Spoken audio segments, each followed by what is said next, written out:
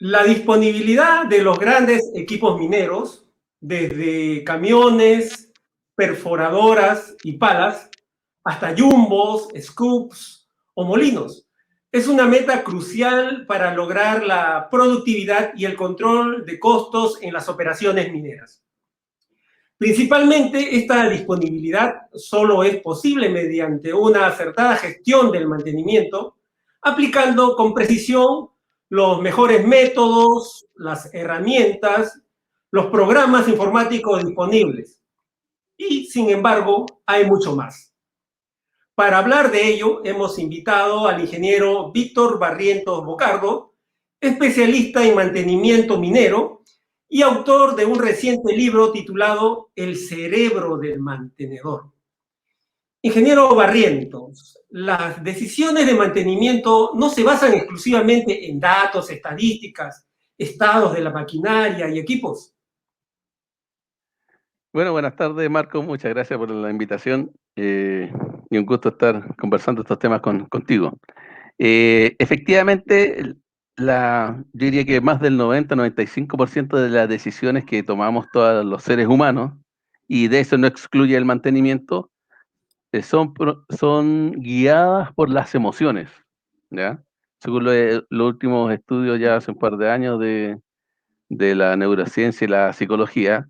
Así que ese factor trascendental y uno lo tiene que tomar en cuenta para su vida, para, por ejemplo, procesos de inversión y también para el tema laboral, en este caso para el mundo minero. Esta reacción, podríamos decir, emocional es instintiva y es producto de la evolución de miles de años que ha tenido el ser humano acá en la Tierra. Así que es algo que va a estar con nosotros y siempre va a ocurrir de esa forma. ¿Mm? Pero existen técnicas las cuales uno puede contrarrestar esa situación, así que eso de alguna forma habla el libro. En la obra que usted ha elaborado, ha apelado a nociones de neurociencias, psicología.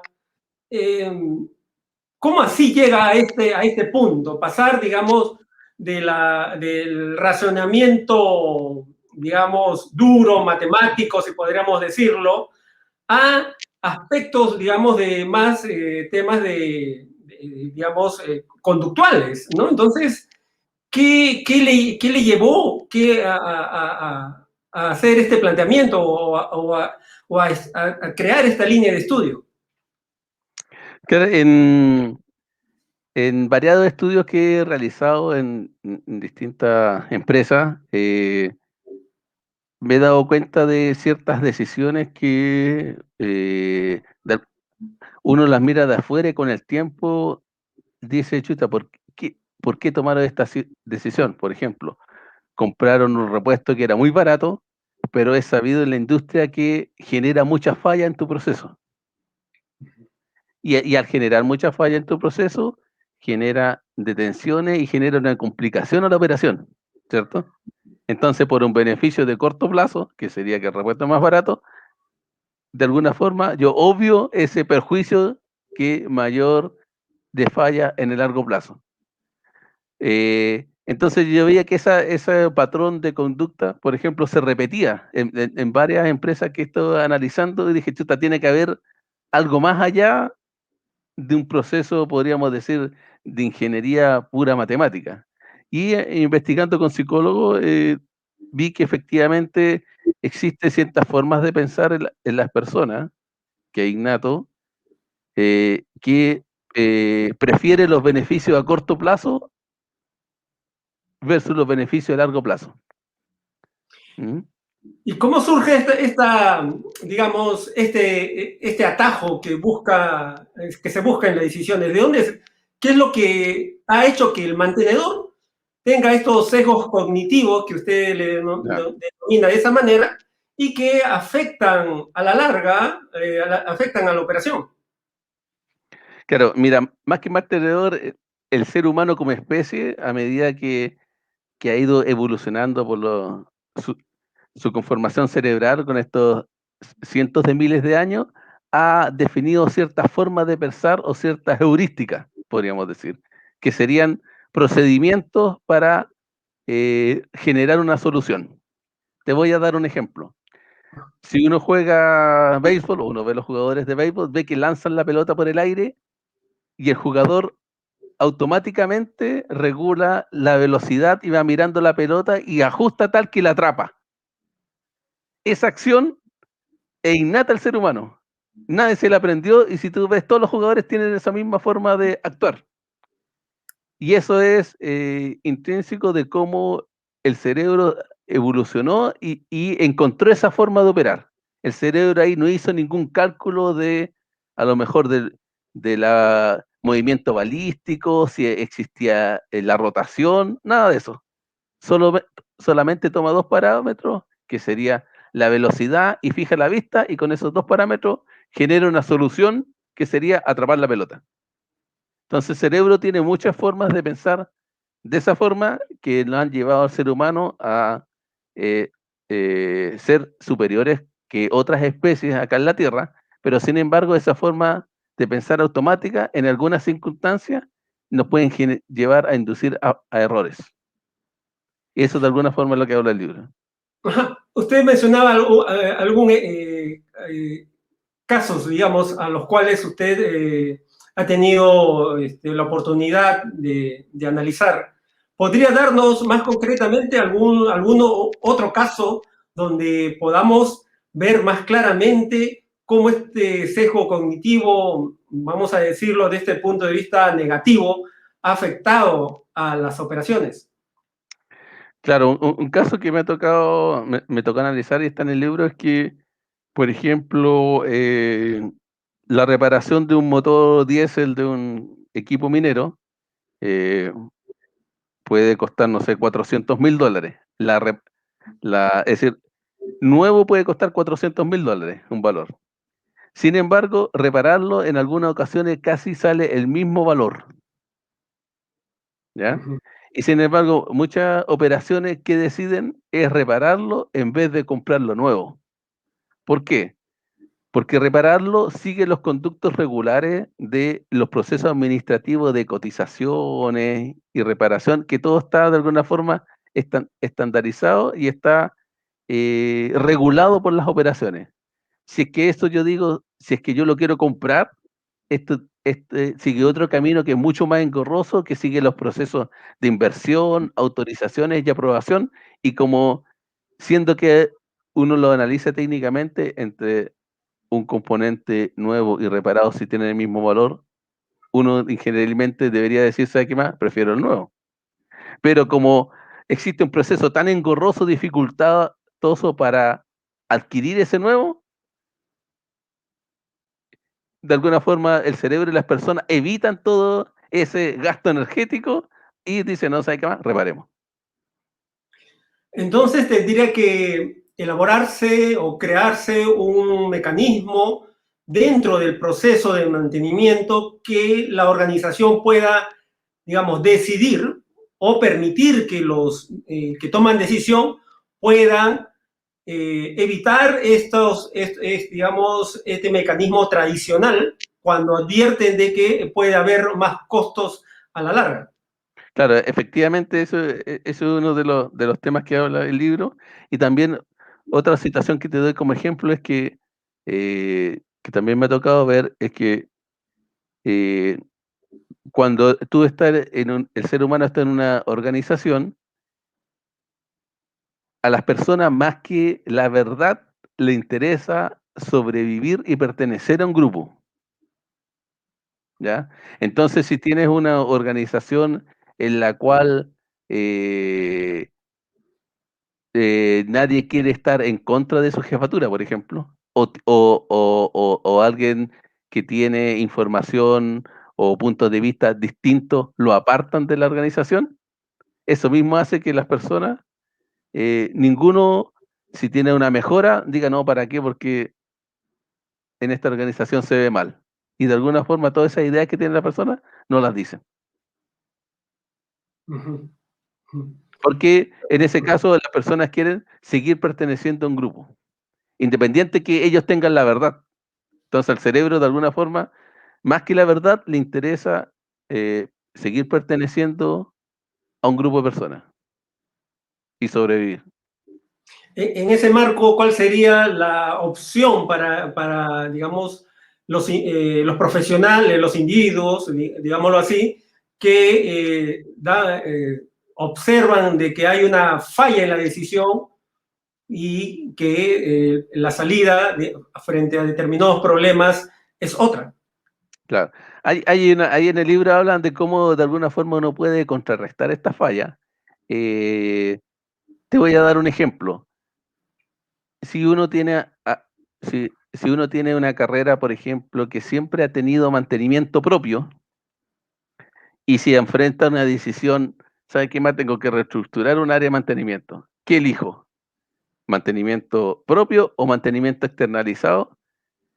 Es muy probable que si mi experiencia ha sido solamente propio, yo excluya la alternativa de externalizado. Entonces la técnica que uno debería tomar es, chuta, ¿por qué pienso así? ¿Por qué pienso que el mantenimiento propio es superior que el externalizado? Y de alguna forma refutar su propia forma de pensar. Y Es así al una, contrario. ¿Mm? perdón, ¿cómo digo? Claro, y así al contrario, si alguien ha tenido solamente ha trabajado en organizaciones con mantenimiento externalizado, si se enfrenta a la misma decisión, lo más probable es que prefiera externalizado. ¿Cómo una organización podría generar, digamos, una cultura para romper los sesgos que podrían estar afectando, digamos, a sus objetivos corporativos? Claro, una de las formas es eh, darse un tiempo en tomar la decisión, ¿ya? Y otra forma sería buscar argumentos de alguna forma sólidos y de ingeniería para tomar la decisión. Eso obviamente hace que las respuestas no sean tan rápidas. Y cuestionarse su propia forma de pensar. ¿Mm? Esas son algunas formas, unas técnicas que uno eh, puede contrarrestar estos sesgos, esta tendencia que uno tiene a tomar las decisiones lo más rápido posible. ¿Mm? Claro, generalmente los profesionales adoptan las decisiones en base, digamos, a los lineamientos corporativos de las empresas en las distintas áreas de las compañías, ¿no? Claro, Pero desde el punto de vista ya individual, en el interior del profesional, la experiencia y la intuición también son factores muy importantes, valiosos, ¿no? Eh, no es lo mismo un profesional recién egresado de la universidad que, evidentemente, un profesional con 20 o 30 años o más de experiencia en alguna especialidad, ¿no? De alguna área. Entonces, ¿cómo pueden integrarse y rescatar estas experiencias e intuiciones de los profesionales que ya tienen eh, eh, años trabajando en el campo, para eh, poder tomar estas decisiones que sean mucho más provechosas para la organización? claro, efectivamente, tal como tú dices, la experiencia en un oficio eh, hace de alguna forma que esa persona sea más valorada en la organización, ¿cierto? Eh, pero de igual forma, la sugerencia es que siempre se cuestione su forma de pensar y trate de darse un tiempo entre esa decisión instantánea, instintiva por su experiencia y cuestionarla y buscar argumentos que incluso hasta refuten su propia forma de pensar inicial. ¿Mm? Ahora, yo varias de estas cosas y sugerencias que tomé en este libro también se ocupan en medicina. ¿Ah? En medicina hay muchas situaciones donde, eh, igual que los mecánicos, los técnicos abordan un problema en un equipo, o médico en este caso, el problema de una persona, y rápidamente él trata de ver en sus patrones mentales y definir qué enfermedad pudiera ser. Lo mismo de alguna forma el mecánico también lo define. Sin embargo, en estudios que, por ejemplo, se han hecho en Estados Unidos, ya antes del COVID, cerca de la tercera causa de muerte en Estados Unidos, de fallecimiento de personas en Estados Unidos, es producto de errores de diagnóstico. Entonces, de ahí de alguna forma empezó a surgir literatura en la parte de medicina. ¿Por qué? los médicos cometían ese error en algún momento, y en algunos casos garrafales, y lo empezaron a relacionar con, por ejemplo, con temas del sueño, por el tipo de turno, la experiencia y todo, y muchas de esas cosas están integradas acá en el libro. Muchos, para tomar las decisiones que impactan a la organización, se toma en cuenta el costo-beneficio. Tomar una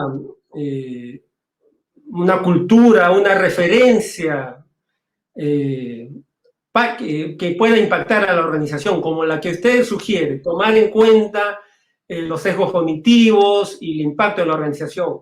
Aplicar este concepto, ¿cuánto beneficiaría a la organización? ¿Se puede estimar eso?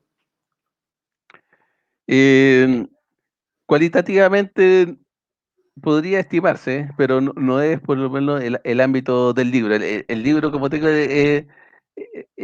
podríamos decir, el puntapié inicial o la primera vez que yo he buscado la literatura tal que toma decisiones técnicas ya en los procesos de mantenimiento. Digo o muestro que existen cosas que influyen como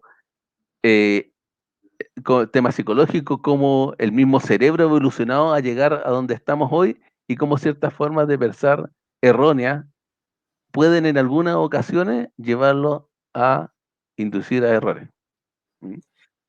Sí, es interesante, evidentemente, la línea de estudio que usted está abriendo, porque generalmente cuando hablamos de mantenimiento, estamos hablando pues de mucha ingeniería, de mucha matemática, de mucho racionamiento, digamos, de pensamiento racional, si le podremos Claro, decir, efectivamente.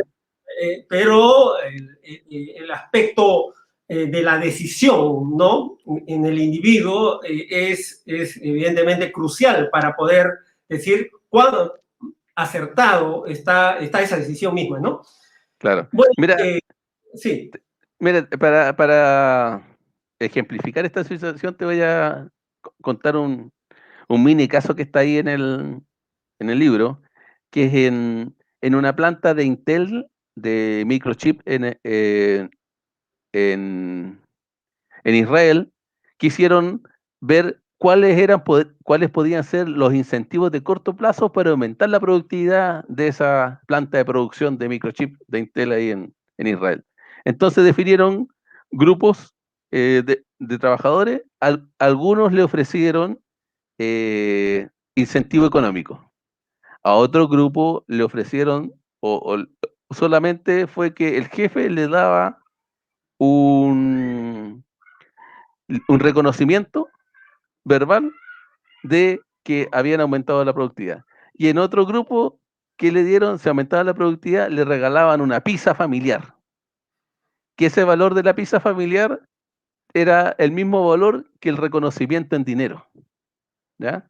Entonces probaron esto 2, 3 meses y después vieron que las personas que habían recibido o que el incentivo era una pizza familiar habían aumentado en mayor medida que la productividad que todo el resto de los otros grupos. Entonces vieron que efectivamente, a pesar de que tú puedes decir, da lo mismo a la gente que reciba dinero o que reciba el equivalente en el valor de la pizza, para las personas emocionalmente es distinto a recibir dinero, a recibir a lo mejor una pizza familiar que tiene un componente más emocional. La persona lo recibe en la casa, los niños están ahí, la reciben, la están esperando, si el papá se ganó la pizza, entonces tiene otra connotación a pesar de ser el mismo valor del dinero. Y después quitaron este incentivo y vieron que las productividades de estos grupos volvían a ser las que eran antes, excepto al grupo que se le entregó dinero que era menor a la inicial. Muy interesante. Entonces vieron otro caso donde ya entregar dinero y quitarle el dinero a la persona le afectaba mucho mayor medida emocionalmente que si yo te regalaba una pizza y si no te ganaste el premio no te la doy nomás. Muy interesante, ingeniero Víctor. Bueno, para quienes deseen conocer más detalles, su estudio y el planteamiento que usted realiza, ¿cómo pueden adquirir el libro El cerebro del mantenedor? Bueno, el libro está disponible en forma física solamente hasta ahora en la tienda Amazon, así que ahí lo pueden adquirir ahí en, en Perú, en Sudamérica y por lo menos en Chile yo lo vendo acá directamente desde mi casa y con algunos quieren un autógrafo o algo así. Bueno, será hasta otra oportunidad y hasta un nuevo libro que pueda ahondar en este nuevo campo que usted está abriendo. Sí, ahí ya estamos con las primeras páginas del tercer libro, así que estoy en eso. Muchas gracias. Ya, gracias a ti, Marcos, que esté muy bien, y a toda la audiencia. De igual manera.